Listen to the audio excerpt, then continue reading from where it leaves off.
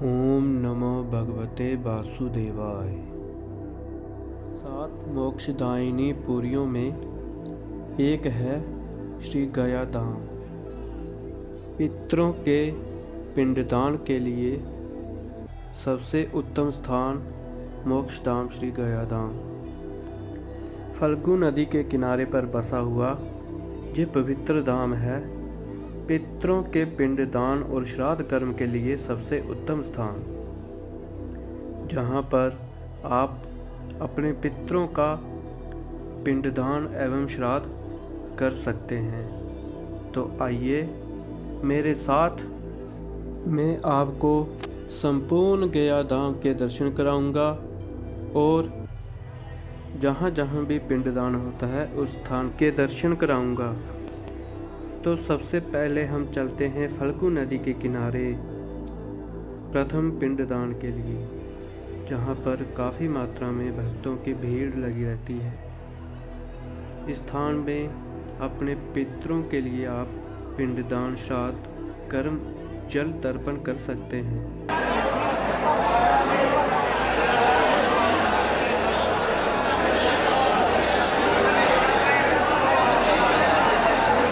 जहाँ पर पंडित पूरे विधि विधान के साथ पितरों के लिए श्राद्ध कर्म करवाते हैं। पंडित पूरी विधि के साथ आपको ये पिंडदान करवाएंगे। दोस्तों, श्राद्ध आते ही जहाँ पर पितृपक्ष का महा मेला होता है, यहाँ से देश भर से लाखों लोग अपने अपने पितरों के लिए पिंडदान के लिए जहाँ पर आते हैं और उनकी गति मोक्ष के लिए जहाँ पर पिंडदान करते हैं। तो श्राद्ध के दिनों में जहाँ काफ़ी मात्रा में मेला लगा होता है, 15 दिन तक अलग अलग तरह से यहाँ श्राद्ध कर्म होते हैं। ये है फल्गु नदी, जहाँ पर पहला पिंडदान करते हैं।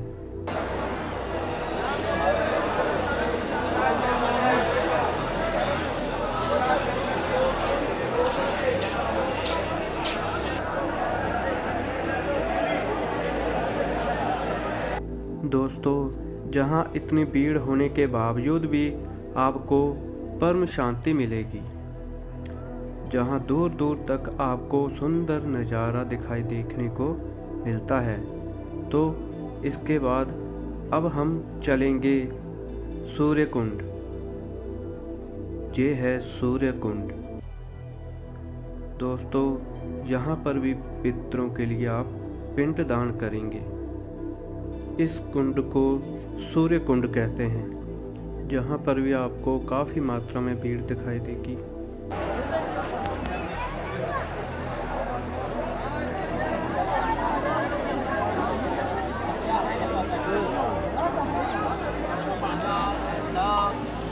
जहाँ पर भी पंडित आपको पूरे विधि विधान के साथ पिंडदान करवाएंगे। आटा लगाइए। पवित्र पवित्रो वा सर्वावस्थां गतो विवा यस्मरेत पुंडरीकाक्षा सर्वाभ्यंतरा।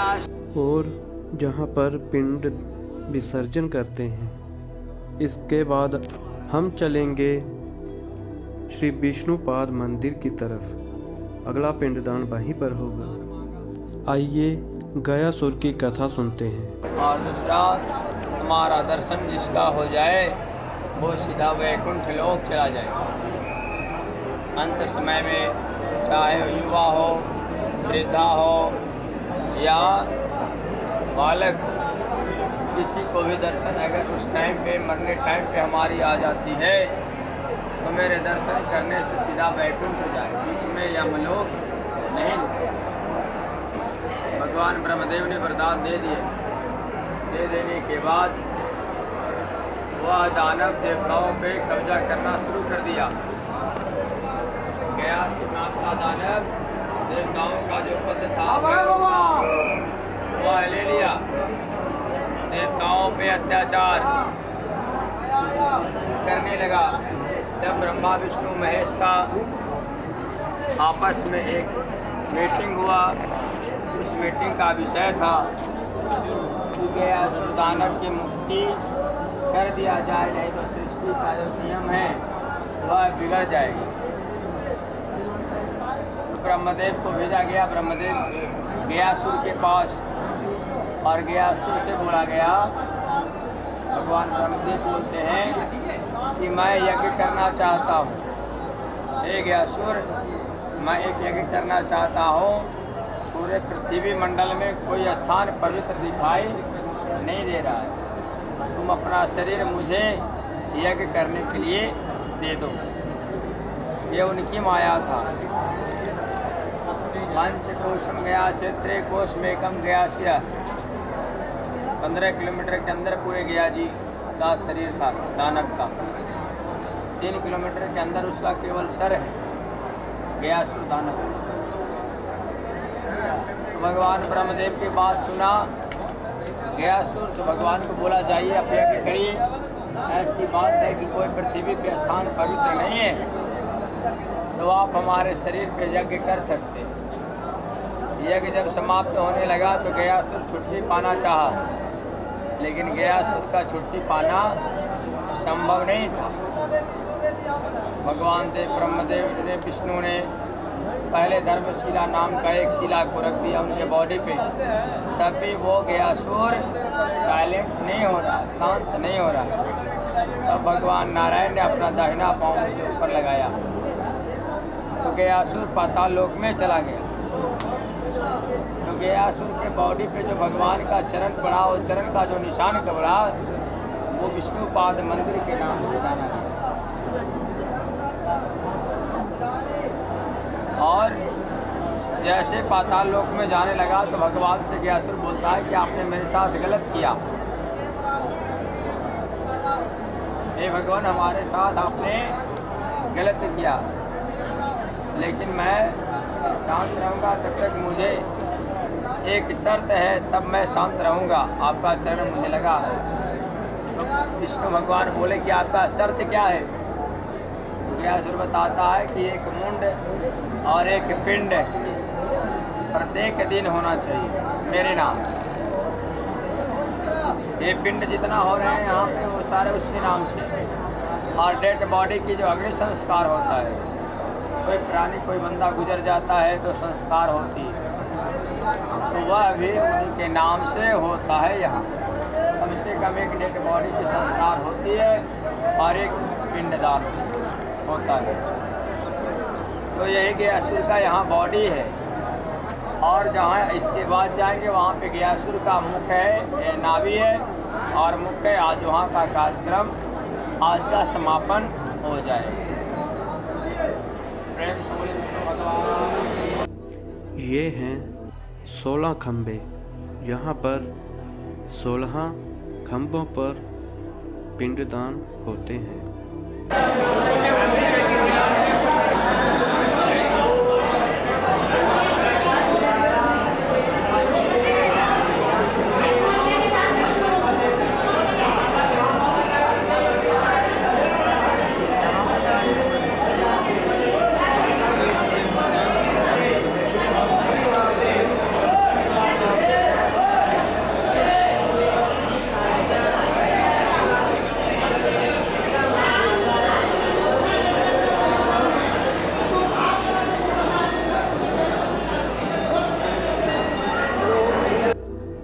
इसके बाद हम चलते हैं जहाँ गयासुर की नाभि है, वहाँ पर भी पिंडदान होगा और पिंड नाभि में विसर्जन किया जाएगा।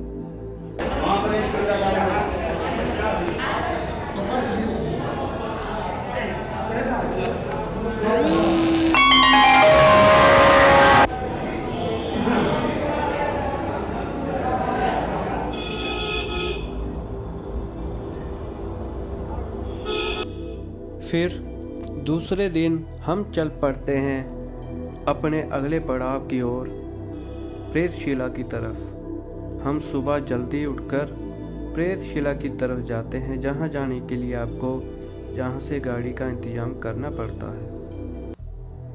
तो आइए अब अगले पड़ाव की तरफ चलते हैं।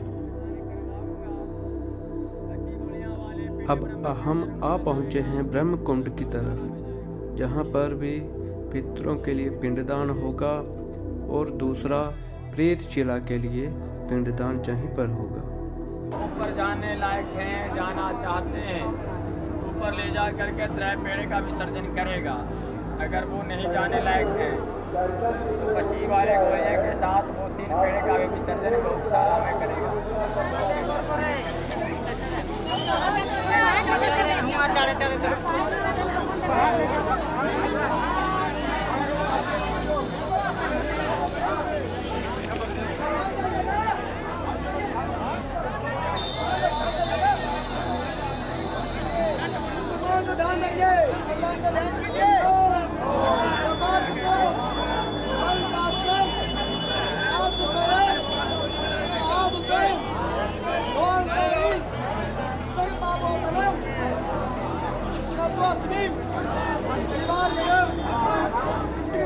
ध्यान रखिए। देवता भया भया महाजोगी भया देवचा नमस्वाहाय स्वादाय नित्यदेव नमो नमः। हाथ में अटल चार फूल पैसा सुबह ले लीजिए। फूल 5 सुपारी ले लीजिए। ले लीजिए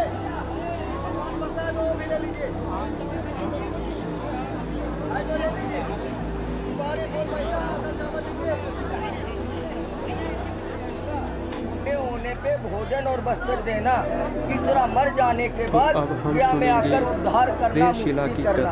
हर माता पिता भगवान से मांगते हैं हे भगवान मुझे एक वंश दो ताकि मेरा उद्धार कर सके। इसी दिन के लिए सज्जे हाथ में जल और चावल की दाने रखो जी, और अपने अपने नाम और गोत्र करेंगे जी। सतयुग में ये पहाड़ सोने की थी, कली काल आने से और चोरों की भय से ये पहाड़ लुप्त हो गया, पत्थर का हो गया। आप अभी भी ऊपर में जाएंगे तो देखने का चीजें देखिएगा। पत्थर का छत है और ब्रह्मा जी का चरण है, और उंगली के जैसे मोटे मोटे 3 सोने का लकीर आज भी बचे हुए हैं। उन पे 3 प्रेत हैं, रजोगुण, तमोगुण और सतोगुण।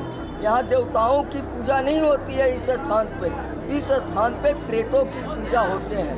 यहाँ 3 प्रेत हैं, रजोगुण, तमोगुण और सतोगुण। तो 3 प्रेत के नाम से, पितृ के नाम से, अकाल मृत्यु के नाम से यहाँ पूजे होते हैं सालों भर। तो पूजे में क्या लगते हैं?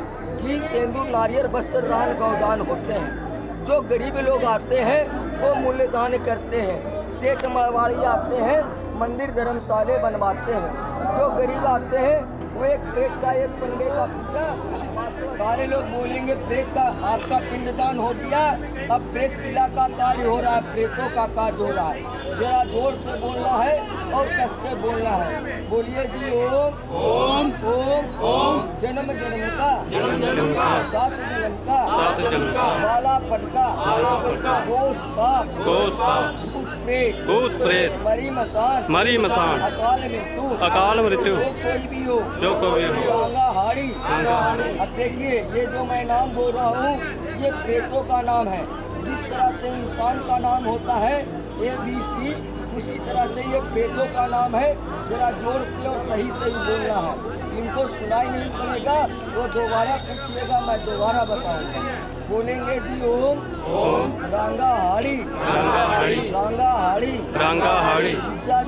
विशा चंडी कर कुदरा चुड़ैल बामन चिड़िया एक साहिब मेन साहिब गुलाब जान जो कोई भी हो बाहर में देते हैं, कष्ट देते हैं, सपने में दिखाई देते हैं, रोजी रोजगार में वादा करते हैं।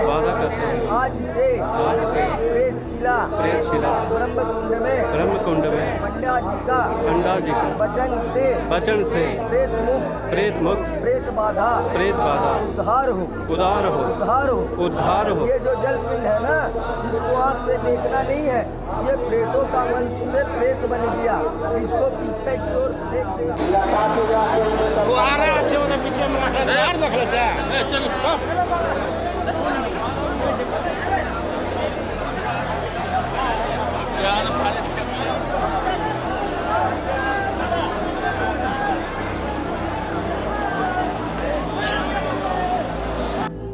ये है ब्रह्म कुंड, जहाँ पे ही गौशाला है, जहाँ पिंड विसर्जन करते हैं।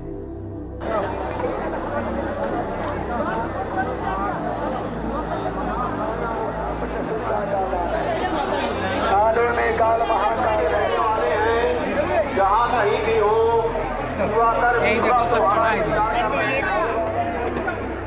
गंगाधर जी। इसके बाद अब हम चलते हैं प्रेतशिला की तरफ, जहाँ का कठिन रास्ता शुरू होता है। अब ऊपर जाने के लिए आपको सीढ़ियों द्वारा जाना पड़ता है, जहाँ की कठिन चढ़ाई है।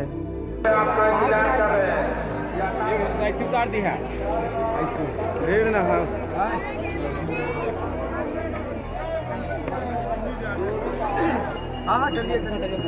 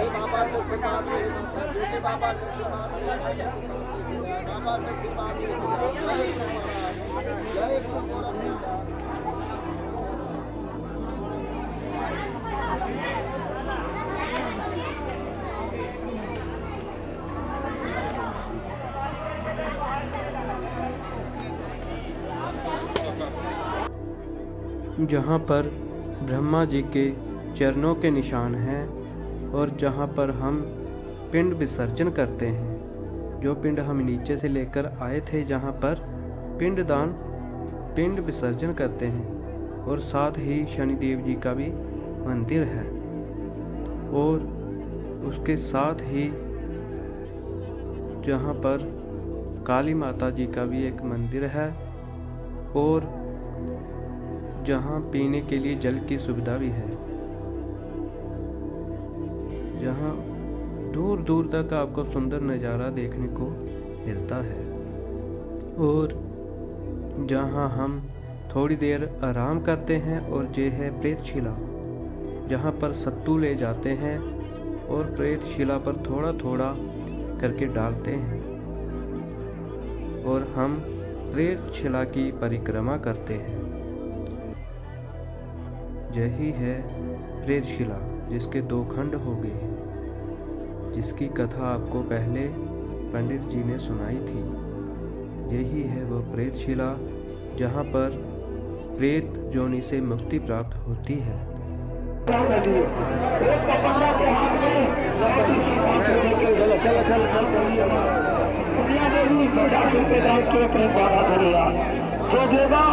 और ये है काली माता जी का मंदिर, जहाँ पर भी आपको भीड़ देखने को मिलती है। माता को चरण में नाम बोल के आशीर्वाद लीजिए। क्या नाम है? हरि शंकर साहब। माँ काली को दरबार में नाम बोल के आशीर्वाद लेके जाइएगा।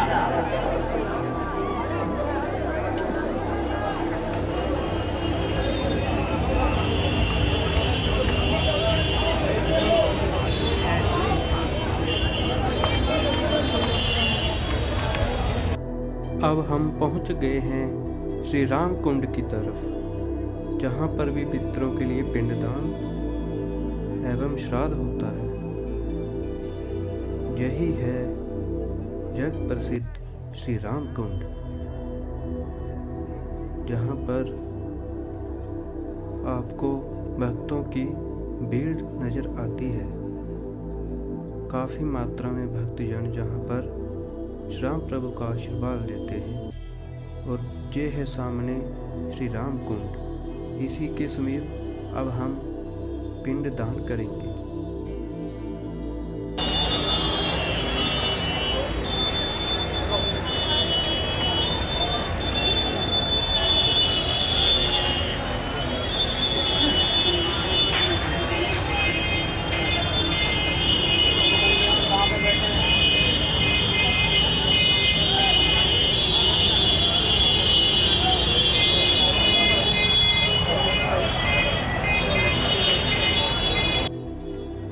आइए अब हम सुनते हैं राम कुंड की कथा।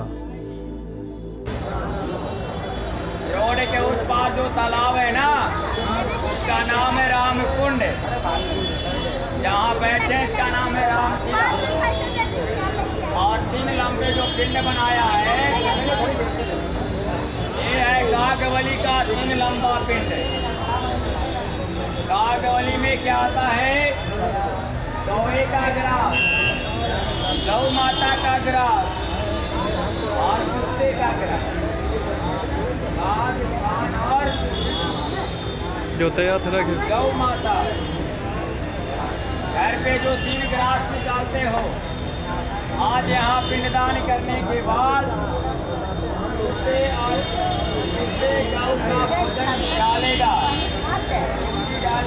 बिना संकल्प का। के नाम बिना संकल्प का डालेंगे, कुत्ते को और गौ माता को। और कौए की दाना जो भी पिंडदान करके जा रहा है, उसको कौए की दाना नहीं डालना। पितरों के जो भी यहाँ पिंडदान करके जा रहा है, कौए की दाना डालना ही नहीं।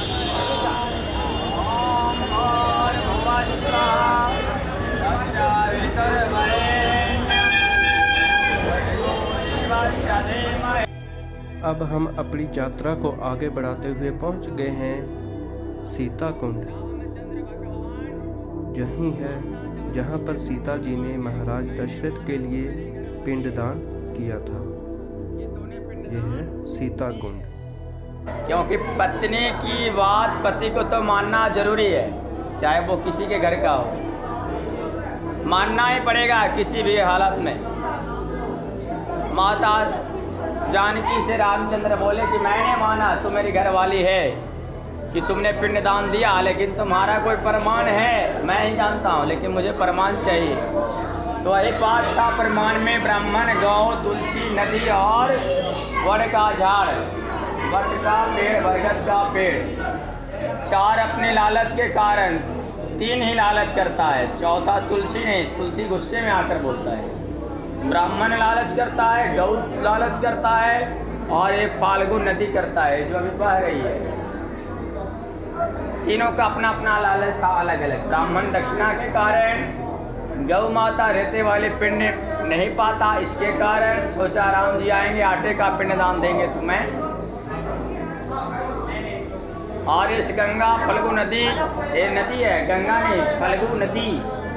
और गंगा सभी नदियों का जहाँ मेल होता वो गंगा होता है। तो वो गंगा से भी ऊंचा पद पाने के चक्कर में ये नदी ने झूठ बोल दिया कि मैं भी नहीं देखा करती।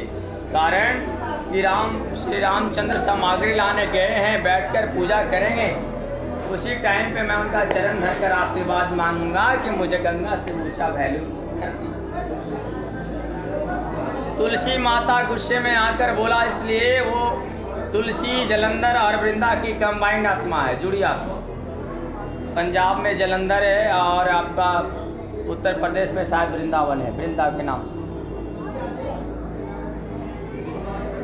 वृंदा धर्मपत्नी है और जलंधर उनका पति। भगवान विष्णु ने दोनों को एक आत्मा में जोड़ दिए, जिसका नाम है तुलसी। भगवान विष्णु के मस्तक पे हर समय विराजमान होती है। और सबसे प्रिय यह तुलसी भगवान विष्णु का है। अब जहाँ विष्णु का पूजा में तुलसी नहीं रहेगा तो वो तुलसी गुस्सा करेगी और उससे फिर बोला जाएगा कि आप बताओ कि यहाँ पे किसी ने पूजा किया या नहीं। तो माता तुलसी गुस्से में आकर बोला मैंने नहीं देखा। वर का झाड़ ने बताया, बट का पेड़ ने बताया कि मैंने देखा। तो चार को यहाँ श्राप लगता है, ब्राह्मण को असंतुष्ट का श्राप लगता है। कभी आप संतुष्ट नहीं रहेंगे। गंगा को सूखे रहने का श्राप लगा। तुलसी को अन्य जगहों पे बिना पूजा, विदाउट पूजा वाली जगहों पे आप ज़्यादा विकास करोगी, तेरा शाखा ज़्यादा विकास करेगा। आंगन में पूजा के लिए लगाएगी तो कुछ समय के अंदर आप लुप्त हो जाएगी। गौ माता को बोला गया मलमूत्र पवित्र माना जाएगा। कलिकाल प्रारंभ होते ही आपको पवित्रता की श्रेणी में नहीं रखी जाएगी, लेकिन मलमूत्र पवित्र माना जाएगा। आप पवित्र पदार्थों का सेवन करेंगे। ये चारों को श्राप लगा। बड़ का झाड़ का अक्षय का श्राप लगा, जिसका कभी विनाश न हो, कभी उसका क्षय न हो, जिसे बोलते हैं अक्षय वट। पहले केवल था वट, उसका आशीर्वाद मिला अक्षय, तो हो गया अक्षय वट। आखिरी पिंडदान हम लोग उस जगह पे करते हैं जो हम लोग कर खेलेंगे। एक मेंबर इसमें है जो आज को पिंडदान करेंगे अक्षय वट जी का। इस जगह सीता कुंड में पिंडदान करने के बाद सौभाग्य और पिटारा दान करने का महत्व है। मतलब एक जनानिया का जो साड़ी, वस्त्र, स्वर्ण, चांदी इत्यादि श्रृंगार होते हैं, ये यहाँ पे विधान है सौभाग्य दान का, स्वर्ण दान का, चांदी दान का और दूध दान का। जो भी माता का स्तन से आज तक जिसने भी जो भी सदस्य अवेलेबल हैं यहाँ दुग्ध पान किया आज तक, उस दूध का कर्ज की भी मुक्ति इस जगह पे दूध दान का संकल्प करने मात्र से। इस जगह की यह विशेषता है। आज की पूजा यहाँ समाप्त रहेगी, उसके बाद बोध गया का दर्शन और फिर अपने धर्मशाले में प्रेम से बोलेंगे श्याम रामचंद्र। यहाँ पे 2 धाम है भाई। एक सीता कुंड, पहला धाम सीता कुंड और दूसरा धाम राम गया। इसी जगह पे माता जानकी ने दशरथ के सज्जे हाथ में रेते का 3 पिंडदान किया था। जो आपके सामने रेता का 3 भाग लगा है। पितृकुल का, पिता कुल का जहाँ हम सारे का जन्म है, नाना कुल का जहाँ जन्म हमारे सभी सदस्यों की माता का है, और ससुर कुल तीसरा जहाँ धर्म पत्नी का जन्म है और धर्म पत्नी के साथ जो पति है उसका जन्म। यह 3 कुल हुआ ना, पितृकुल, नाना कुल और ससुर कुल। 3 कुल के उद्धार के लिए दशरथ को 3 पिंड मिला था दशरथ का हाथ।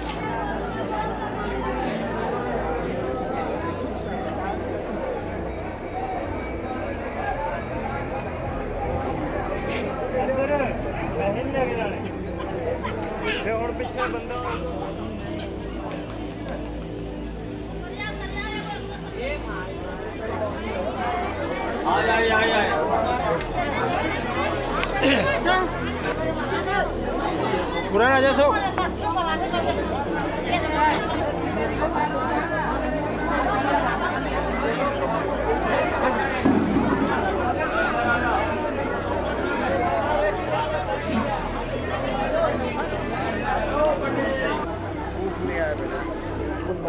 मतलब कि इतना मतलब कि आगे तक भाई हाँ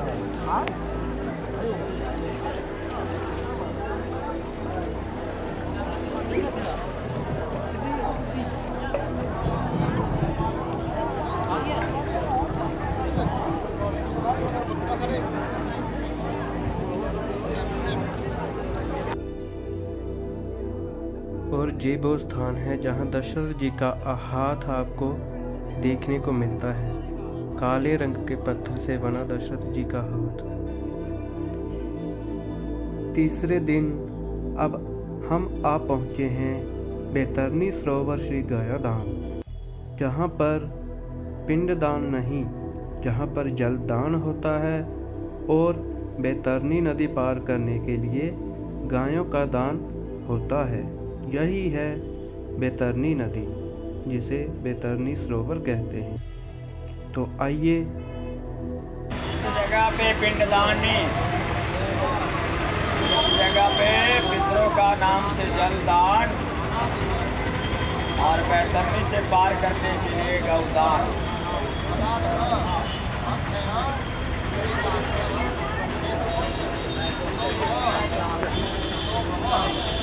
नियमतः गौ यहाँ पे स्वयं लेकर के,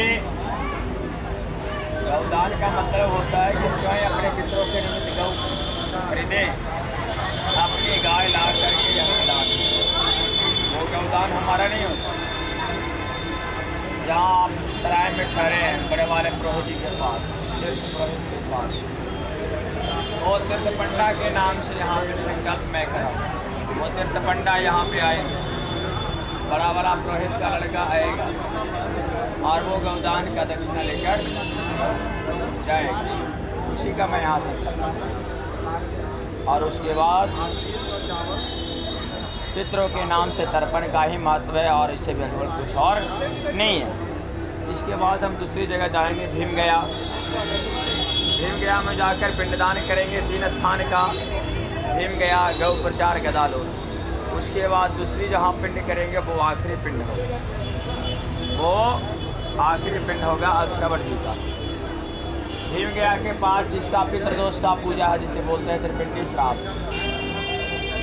इनका और एक उनका ढेड़ वाले दो का पितृदोष का पूजा है त्रिपिंडी श्राद्ध। जो कोई अल्प मृत्यु से गुजर जाता है, किसी तरह का घटना हो जाता है, हर समस्या का समाधान के लिए त्रिपिंडी श्राद्ध की जाती है। गुरु जी को उसकी पैसा अलग से सभी ने जमा करवाया होगा, दोनों, बाकी सब का जनरल होगा।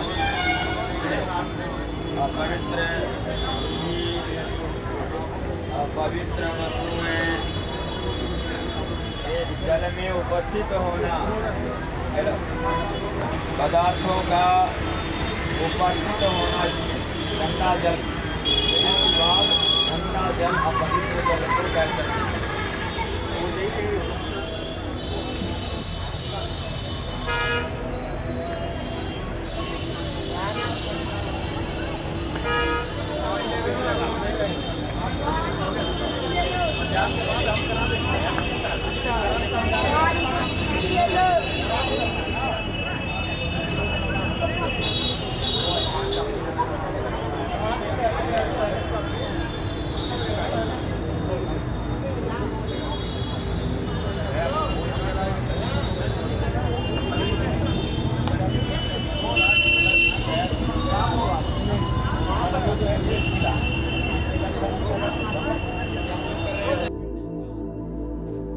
और अब हम आ पहुँचे हैं भीम गुठा अर्थात भीम बेदी।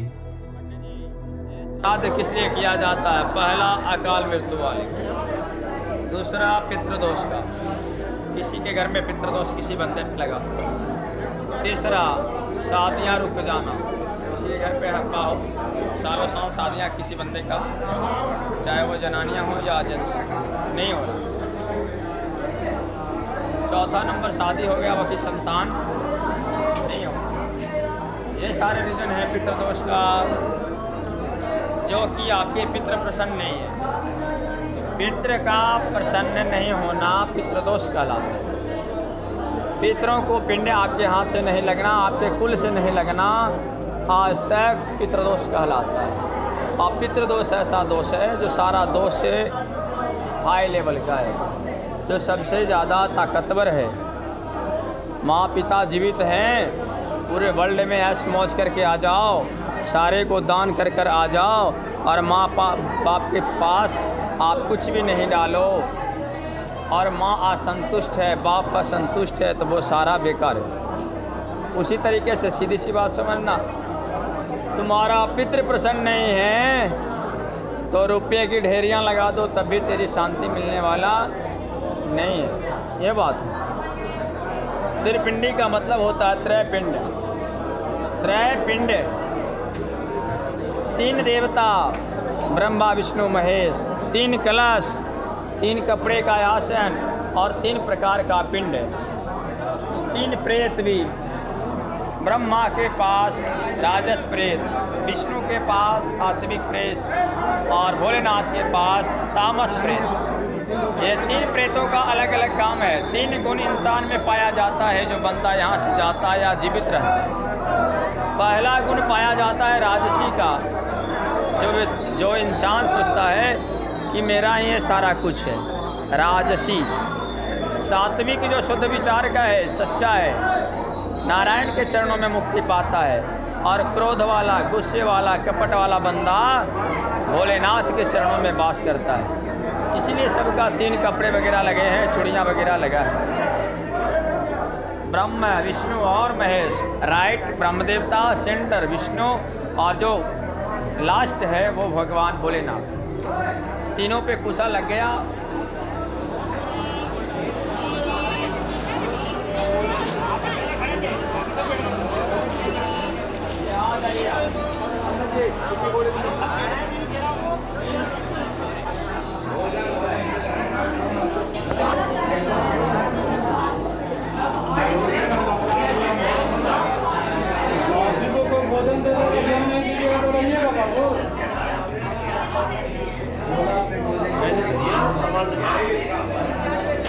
देते हैं बाबू, चलो अम्मा चढ़ाओ अम्मा लो।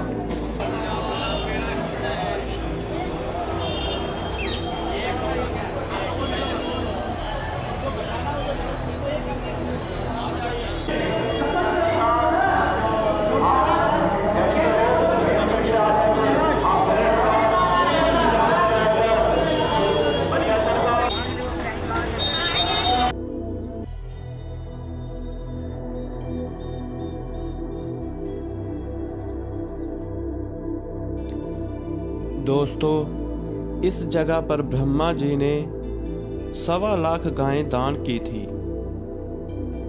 गाय के खुरों के निशान अब तक इस शिला पर मौजूद हैं।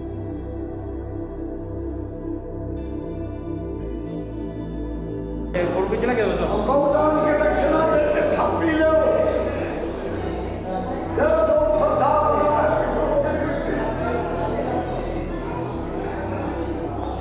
गाँव का चलन है देखे थप्पी।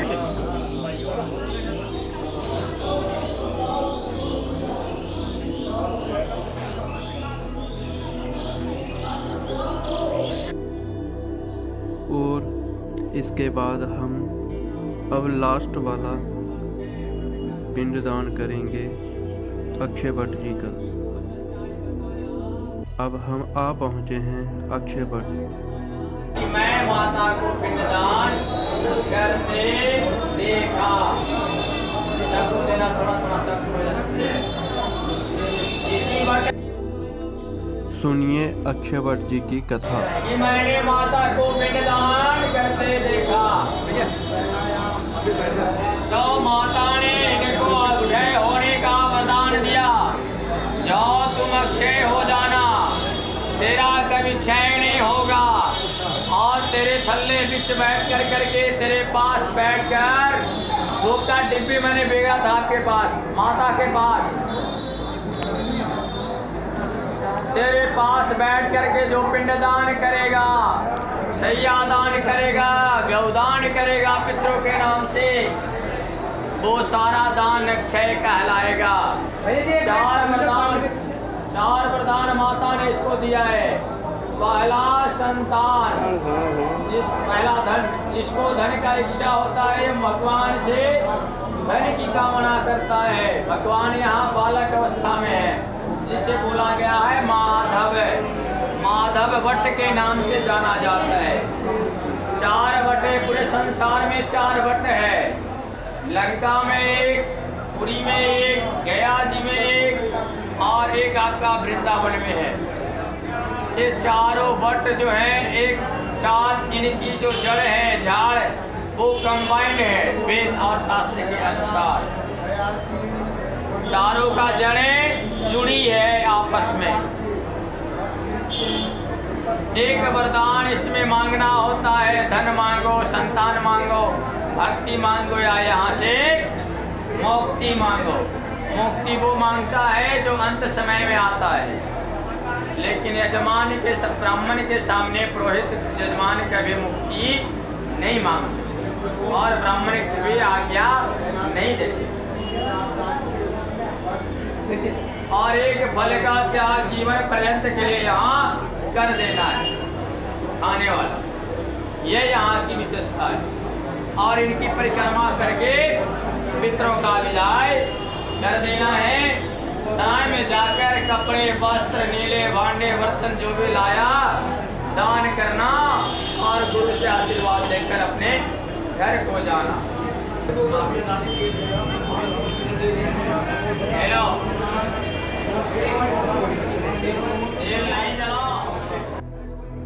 और यहीं से समीप ही है रुक्मणी नौका विहार सरोवर।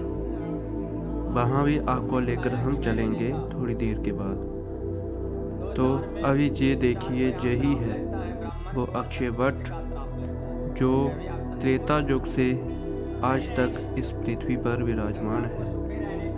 दोस्तों, यही है अक्षय वट, जिसका कभी क्षय नहीं होता, उसी को अक्षय कहते हैं। यही वो अक्षय वट है। विकास करेगा, आंगन में पूजा के लिए लगाएगी तो कुछ समय के अंदर आप लुप्त हो जाएगी। गौ माता को बोला गया मलमूत्र पवित्र माना जाएगा। कलिकाल प्रारंभ होते ही आपको पवित्रता की श्रेणी में नहीं रखी जाएगी, लेकिन मलमूत्र पवित्र माना जाएगा।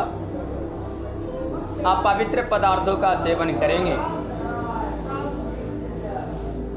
ये चारों को श्राप लगा, बड़ का झाड़ का अक्षय का श्राप लगा, जिसका कभी विनाश न हो, कभी उसका क्षय न हो, जिसे बोलते हैं अक्षय वट।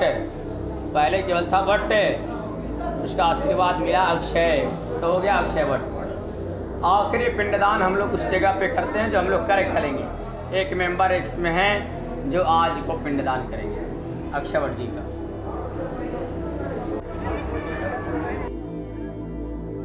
और आइए अब हम चलते हैं अंतिम चरण की ओर, रुक्मणी नौका विहार सरोवर।